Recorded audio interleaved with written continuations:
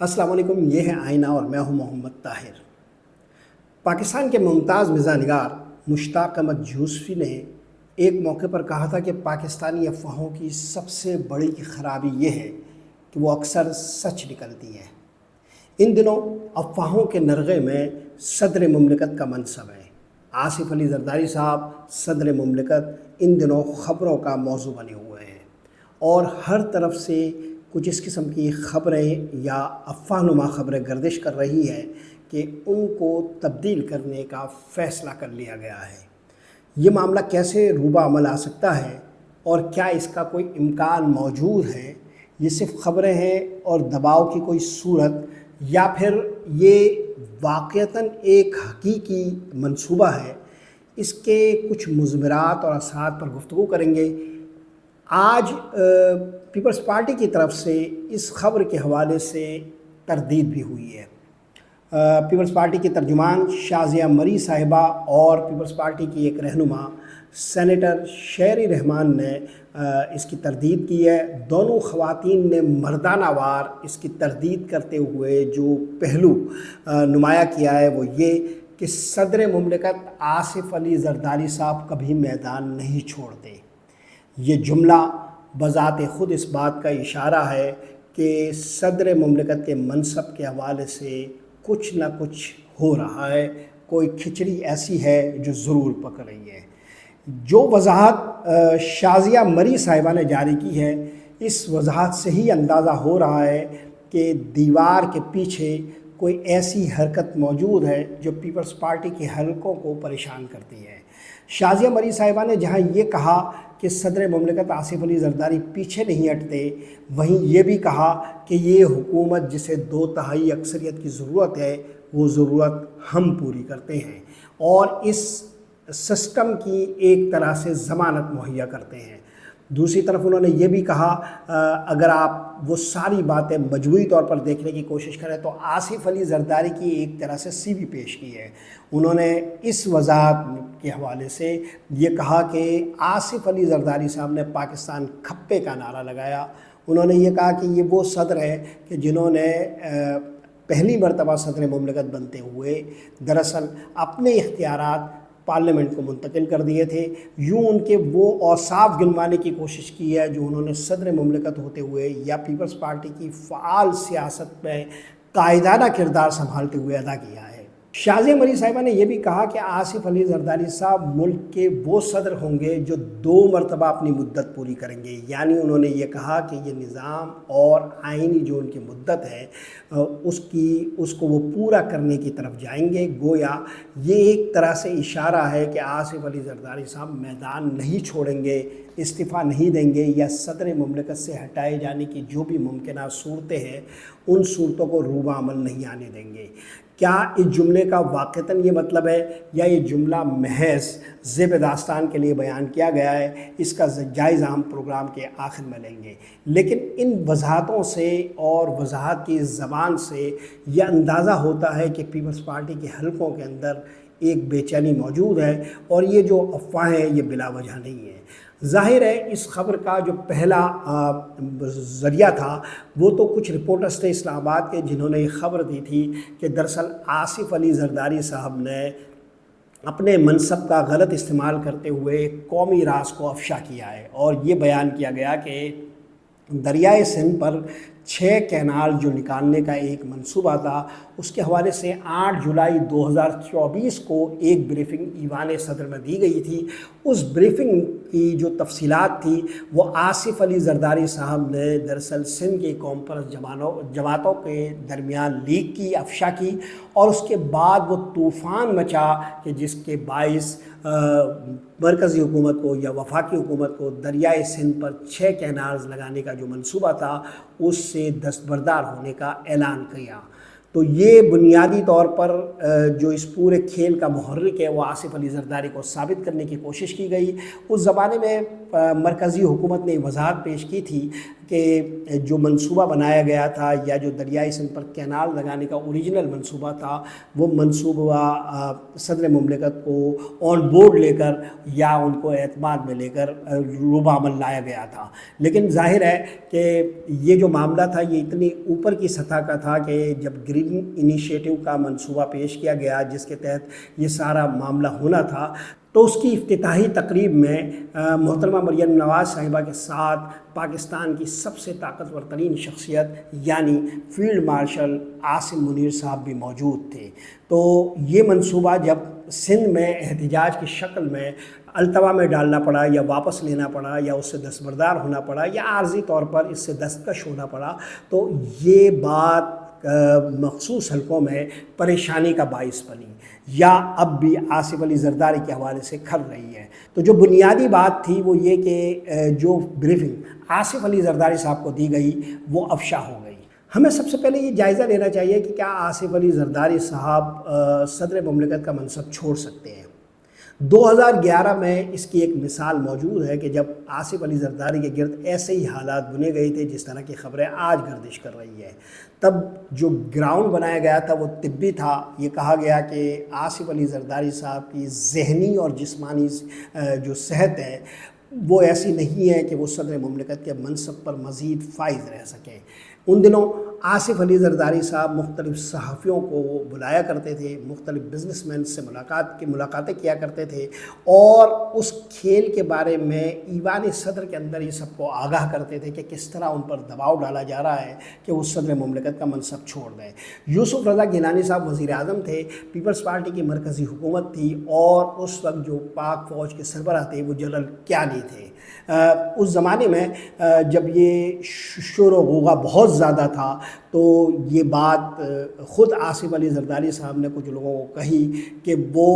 उनके पास एक अहम तरीन एजेंसी के सरबराह पहुँचे और उन्हें कहा कि वो अपना मनसब छोड़ दें, जिस पर आसिफ अली जरदारी साहब ने एक गंदा तरीन इशारा करके ये कहा कि वो ये मनसब कभी नहीं छोड़ेंगे। बहरहाल ये बात उस ज़माने में मखसूस हलकों में सरगोशियों में और हंसी और ठट्ठा उड़ाने के अंदाज़ में कही जाती थी कि जो कुछ आसिफ अली जरदारी साहब ने उस वक्त किया था। फिर ये भी बात बहुत ज़्यादा मशहूर हुई कि उस ज़माने में वो एक वेपन अपने पास रखते थे। मुमताज़ सहाफ़ी हामिद मीर साहब ने इस पूरी कहानी को कई मरतबा बयान किया है कि किस तरह वो वेपन्स अपने पास रखते थे और वो ये कहते थे कि ईवान सदर से वो कभी भी इस्तीफ़ा देकर नहीं जाएंगे, किसी दबाव में वो हरगिज़ नहीं जाएंगे, वो अगर जाएंगे तो एम्बुलेंस में जाएंगे। उस ज़माने में लोग उनकी ज़हनी हालत पर शुबा करने लगे थे, मगर आसिफ अली जरदारी साहब ने बेपनाह मुज़ाहिमत करते हुए उन तमाम मंसूबों को नाकाम बनाया था और ये बात बिल्कुल दुरुस्त थी कि उन पर दबाव था 2011 में कि उस सदर मुमलिकत के मनसब से हटा दिए जाए। अगर आप उस ज़माने में जो पीपल्स पार्टी के तर्जुमान थे फरहतुल्लाह बाबर साहब, उनकी हालिया दिनों में आई हुई किताब का मुताला करें तो उसमें भी इस बहरान के हवाले से ज़िक्र मौजूद है। आसिफ अली जरदारी साहब उस ज़माने में मजबूर नहीं हो सके थे, अगरचे कुछ दोस्तों की सालिसी के नतीजे में वो कुछ अरसे के लिए मंजर आम से हट गए थे और दुबई तशरीफ़ ले गए थे और बहाना यही बनाया गया था कि उनका वहाँ इलाज हो रहा है। बहरहाल आसिफ अली जरदारी साहब ने सदारती मुद्दत पूरी की और जिन लोगों ने उन पर दबाव डाला था वो अब कोई भी अपने मनासिब पर मौजूद नहीं है, सारे लोग रिटायरमेंट की ज़िंदगी गुजार रहे हैं। अब एक नए सिरे से जब ये इस दौर में दूसरी सदारती मुद्दत में ये मामला शुरू हुआ है तो फिर एक बार वही बहसें शुरू हो गई है। 2011 के वाक़े के पस मंज़र में ये अंदाज़े लगाए जा रहे हैं कि क्या सदर मुमलिकत आसिफ अली जरदारी ऐसी ही किसी मुज़ाहिमत का मुज़ाहिरा कर सकते हैं और क्या एक बार फिर इस पूरे खेल में वो उसी तरह एक साबित कदमी का मुज़ाहिरा करते हुए इस सिस्टम को मजबूर कर सकते हैं या फिर इस मरतबा कहानी कुछ मुख्तलिफ साबित होगी। पहले तो ये देख लिया जाए कि आसिफ अली जरदारी साहब क्या वाकई इस सिस्टम में कोई रुकावट है? हरगिज़ नहीं है। जब 8 फरवरी 2024 को ये मौजूदा बंदोबस्त पैदा किया गया और फॉर्म 47 के तहत इस हुकूमत को कायम किया गया तो आप अच्छी तरह जानते हैं कि ये हुकूमत नुमाइंदा हुकूमत नहीं थी। जैसे مرکز میں میاں نواز شریف کی جو جماعت ہے مسلم لیگ نون، اس کے متعلق یہ کہا جاتا ہے کہ چند سیٹوں کے علاوہ کہ کسی بھی نشست پر کامیاب نہیں ہو سکی۔ اسی طرح پیپلز پارٹی کے بارے میں کہا جاتا ہے کہ سندھ کے اندر 24 ایسی نشستیں تھیں جو انہیں دی گئی تھی یا جو انہوں نے انتظامیہ کی مدد سے حاصل کی تھی، مگر عملاً وہ ناکام ہو گئی تھی۔ اسی طرح کراچی کے اندر جو نشستیں پیپلز پارٹی کے حصے میں آئی ہے ان میں سے کسی ایک پر بھی وہ نہیں جیتی تھی۔ چنانچہ جو موجودہ بندوبست ہے وہ آصف علی زرداری کے پہلے دور صدارت کا قائم کیا ہوا جو بندوبست ہے اس سے بالکل مختلف ہے۔ تب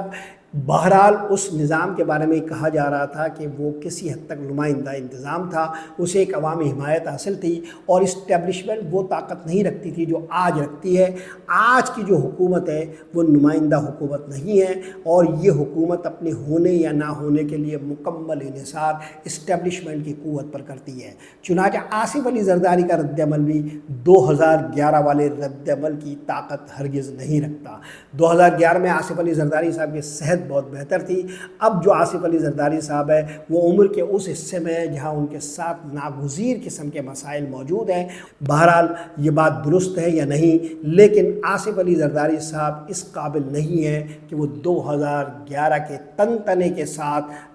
بروئے کار آ سکے یا صف آرا ہو سکے یا مقابل ہو سکے۔ انہیں اسٹیبلشمنٹ کے اوپر انحصار کرنا پڑ رہا ہے اپنی سندھ حکومت کے لیے، بلوچستان کی صوبائی حکومت کے لیے اور مزید جو بھی وہ سیاسی کھیل کھیلتے ہیں اس وجہ سے۔ چنانچہ آپ دیکھیں کہ موجودہ بندوبست جو 8 فروری 2024 کو قائم ہوا، اس بندوبست میں کسی ایک موقع پر کہیں پر بھی آصف علی زرداری صاحب رکاوٹ نہیں بنے۔ اسی طرح وہ کہیں پر بھی قائدانہ کردار ادا کرتے ہوئے نظر نہیں آتے، بلکہ بہت سارے ایسے مواقع ہیں کہ جہاں پر انہیں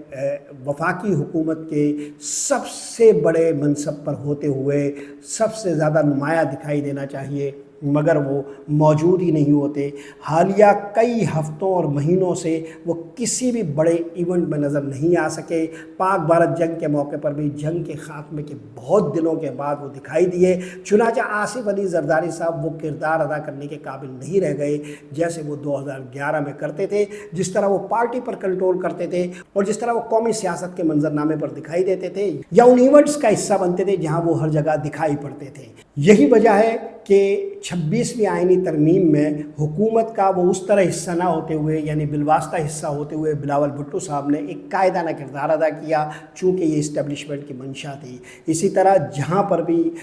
ووٹنگ کا کوئی معاملہ ہوتا ہے، جیسے ابھی حالیہ دنوں میں بجٹ کی منظوری کا معاملہ تھا، تو اس کے باوجود کہ پیپلز پارٹی پنجاب میں تحفظات رکھتی ہے، اس کے باوجود کہ پیپلز پارٹی کو مرکز میں بہت زیادہ شکایتیں ہیں، اس کے باوجود کہ بلاول بھٹو صاحب پچھلے کئی مہینوں سے اس حکومت سے اپنے اختلافات کو ظاہر کر رہے تھے اور خود آصف علی زرداری صاحب لاہور میں پیپلز پارٹی میں اپنے رہنماؤں کے سامنے یہ اندیا دے چکے تھے کہ وفاقی بجٹ کے موقع پر ہم اپنی تمام شکایتوں کو نیگوشیٹ کریں گے۔